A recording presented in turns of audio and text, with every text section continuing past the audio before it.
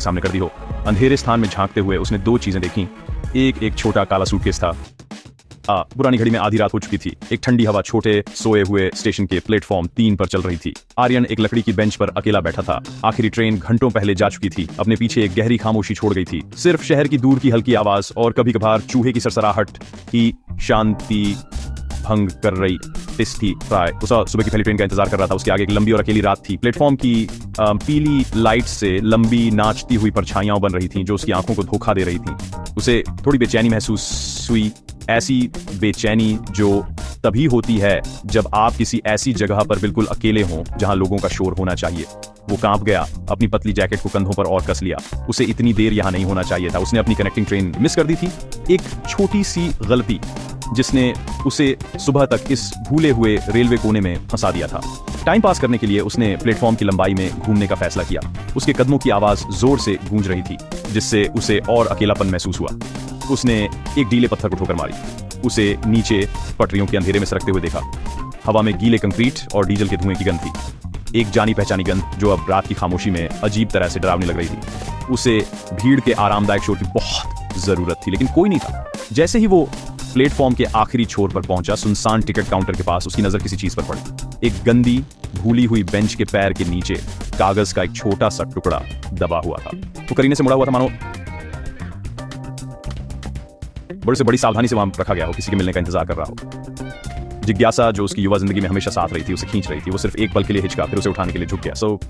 कागज कुरकुरा और नया लग रहा था।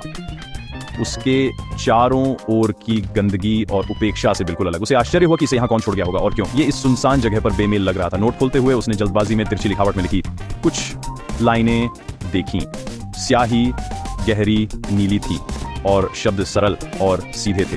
लॉकर नंबर 17 में मत जाना, ये ऐसे शुरू हुआ। उसके दिल में थोड़ी हलचल हुई। स्टेशन मास्टर के ऑफिस के पास पुराने ग्रे लॉकरों की एक कतार थी। नोट आगे बढ़ता गया, समस्याओं का कॉम्बिनेशन देते हुए 240803। लेकिन आखिरी निर्देश सबसे अजीब था। इसे 2 बार अंडरलाइन किया गया था। जो भी करो, सूरज उगने तक इंतजार करो, इसे अंधेरे में मत खोलो। आर्यन की रीढ़ में एक ठंडी सिहरन दौड़ गई। रात की हवा से भी ज्यादा ठंडी। संदेश एक सीधी चेतावनी जैसा लगा, एक रहस्य जो सिर्फ उसकी आंखों के लिए था। आर्यन एक पल के लिए जम सा गया। नोट उसके हाथ में कसकर पकड़ा हुआ था। सुबह तक इंतजार करो। निर्देश स्पष्ट था, एक समझदारी भरी सलाह। उसके दिमाग का तार्किक हिस्सा उसे कागज को मोड़कर फेंक देने और अपनी बेंच पर लौटने के लिए कह रहा था। उसे भूल जाना चाहिए था कि उसने इसे कभी देखा था। ये शायद सिर्फ एक मजाक था, कुछ और उबे हुए यात्रियों द्वारा छोड़ा गया एक खेल। लेकिन उसका दूसरा हिस्सा, जिज्ञासु और साहसी हिस्सा, उत्साह से भर गया था। ऐसा क्या जरूरी हो सकता है जिसे दिन की रोशनी का इंतजार करना पड़े? लॉकर न खोलने की चेतावनी ने उसे और ज्यादा खोलने की इच्छा जगा दी। रहस्य एक कांटा था और उसने उसे पूरी तरह से फंसा लिया था। उसने स्टेशन मास्टर के ऑफिस की ओर देखा। धातु के लॉकर दीवारों के सहारे चुपचाप खड़े थे, जैसे खामोश ग्रे सैनिक। वे पुराने और डेंटेड थे। हर एक में भूली हुई चीजों और जल्दबाजी में की गई यात्राओं की अपनी छोटी कहानी छिपी थी। Locker number 17।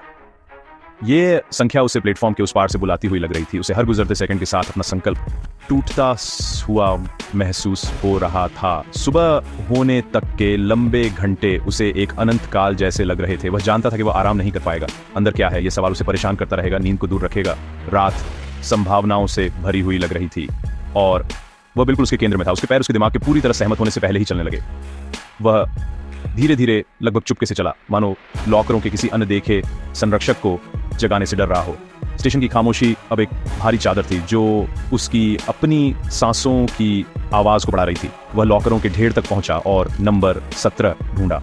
ये दूसरों से अलग नहीं दिख रहा था, सिवाय कॉम्बिनेशन डायल के पास कुछ ताजी खरोंचों के। उसने गहरी सांस ली। उसकी उंगलियां ठंडी धातु पर फिराई। नोट के नंबर उसकी याददाश्त में छप गए थे, 240803। उसे डर और प्रत्याशा का रोमांच महसूस हुआ। ये एक ऐसी सीमा थी जिसे वो पार करने वाला था। कांपते हाथों से उसने डायल घुमाना शुरू किया। क्लिक। उसने इसे 24 पे घुमाया। क्लिक। उसने इसे वापस 08 पर घुमाया। क्लिक। उसने सावधानी से आखिरी नंबर 03 मिलाया। 1 सेकंड के लिए कुछ नहीं हुआ। उसे लगा शायद ये सब एक मजाक ही था। उसने हैंडल को धीरे से खींचा और एक धीमी धातुई आवाज के साथ लॉकर का दरवाजा खुल गया।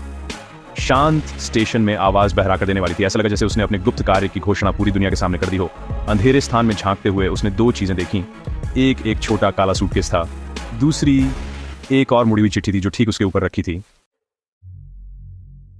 आर्यन का दिल जोरों से धड़क रहा था। उसने लॉकर में हाथ डाला। उसकी उंगलियां सूटकेस के ठंडे चमड़े से छू गईं। यह उसकी उम्मीद से ज्यादा भारी था, ठोस और कॉम्पैक्ट। उसने इसे बाहर निकाला और अपने पैरों के पास जमीन पर रख दिया।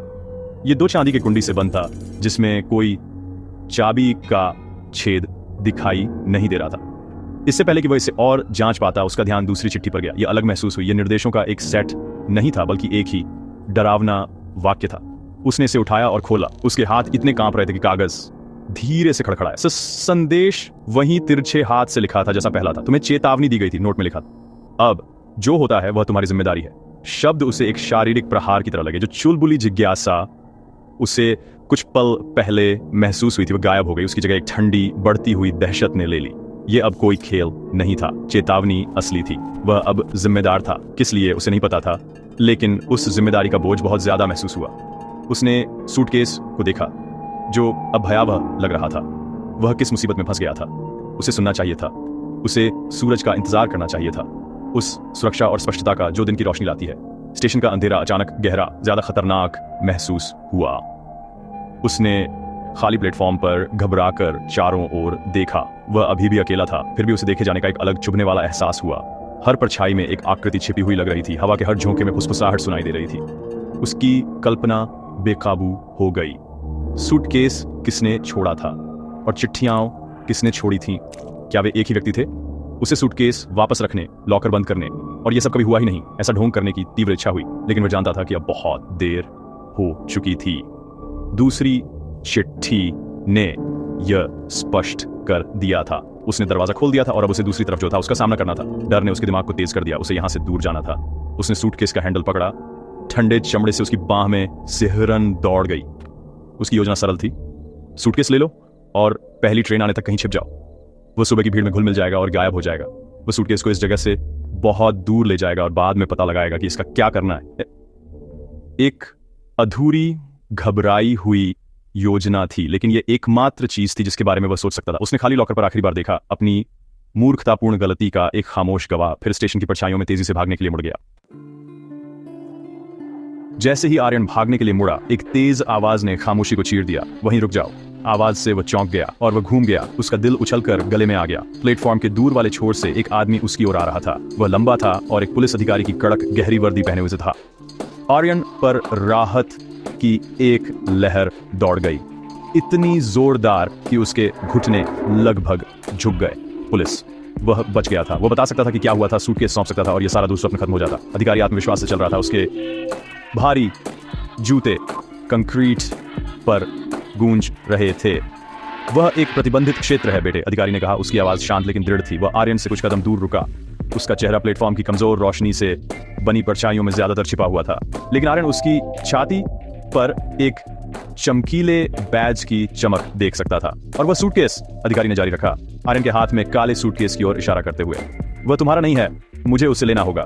आर्यन विरोध करने वाला था, उसे नोट्स दिखाने और अजीब स्थिति समझाने वाला था, लेकिन शब्द उसके गले में अटक गए। कुछ गलत लग रहा था। अधिकारी की आंखें बहुत तेज लग रही थीं, उसकी मुस्कान बहुत पतली। अधिकारी एक कदम और करीब आया। मुझे सूटकेस दो लड़के। अभी उसका लहजा बदल गया था।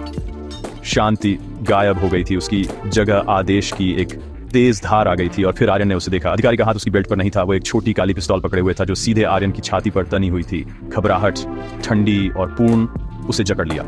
पुलिस अधिकारी ट्रेन स्टेशनों पर लड़कों पर बंदूक नहीं तानते थे। वे रात के बीच में आंखों में धमकी भरी चमक के साथ सामान की मांग नहीं करते थे। आर्यन को कुछ पल पहले जो राहत महसूस हुई थी, उसकी जगह डर की एक नई, ज्यादा भयानक लहर ने ले ली। यह आदमी उसकी मदद करने के लिए यहां नहीं था, वो सूटकेस के लिए यहां था। आर्यन का दिमाग चक्कर खाने लगा। क्या वह एक असली पुलिस अधिकारी था या वह कुछ और ही था? नोट्स छोड़ने वाले व्यक्ति से जुड़ा कोई चेतावनी? कौन था और इस सूटकेस में ऐसा क्या था जिसके लिए वह जान लेने को तैयार था?